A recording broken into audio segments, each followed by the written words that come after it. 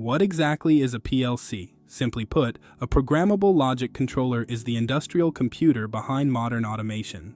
It works through a continuous scan cycle, reading inputs from sensors, executing logic, and updating outputs like motors or valves. Modern modular platforms, like Rockwell's ControlLogix, use specialized I/O modules to handle everything from digital signals to safety circuits. You'll find them everywhere, from coordinating robotic assembly lines to managing high-speed packaging equipment.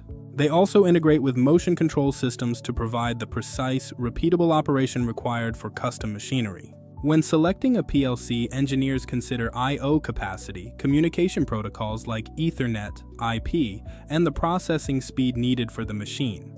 Unlike standard computers, PLCs are built for reliability in harsh industrial environments, handling electrical noise and temperature shifts with ease. As the backbone of manufacturing, PLCs improve productivity and safety. For more on industrial automation, visit our blog at Pico Precision Products.